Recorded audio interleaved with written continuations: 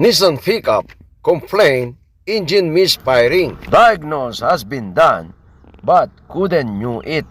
What is the cause of engine misfiring? If you will observe attentively the engine, it won't be engine misfiring.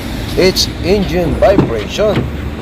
As a diagnoster, I knew that engine equipped with shaft balancer. So I decided to reject timing, but unfortunately, the timing won't be the problem. Actually, it's not an engine misfiring. It's an engine vibration. All of the technicians, I gave them a chance to diagnose it, but they couldn't pinpoint out the fault. Lastly, they gave to me and diagnosed it. Then the second option is I was decided to pull down transmission and have a check properly the clutch system. Upon inspection of the clutch system, this vehicle equipped with DMF. It's a dual mass flywheel. Are you familiar on DMF? A dual mass flywheel is a rotating mechanical device that is used to provide continuous energy in systems where the energy source is not continuous the same way as conventional flywheel acts, but damping any violence that could cause an unwanted vibration. What does dual mass flywheel do? The dual mass flywheel, or DMF, is designed to protect the driveline from torsional vibration of the engine. It's fitted to cars equipped with a manual gearbox and it's located at the end of the crankshaft. It's fitted mostly to diesel engines and high torque output petrol engines.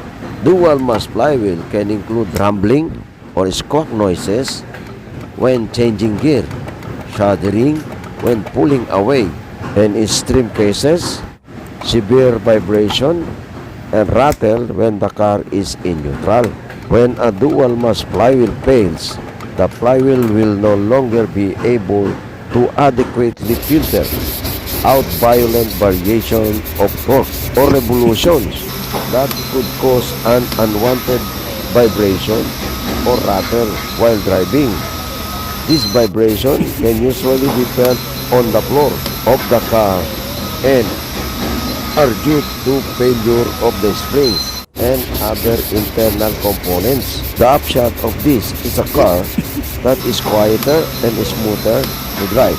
It's so effective that you will find dual mass flywheel in cars with semi-automatic gearboxes or CVTs, and in those places it will often last a long time.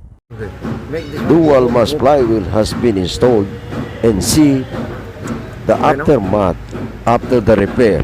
Is it any changes regarding vibration? What happens if you don't replace dual mass flywheel?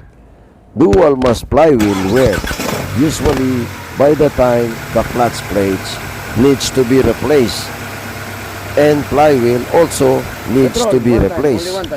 They will clunk, clatter, and eventually fail.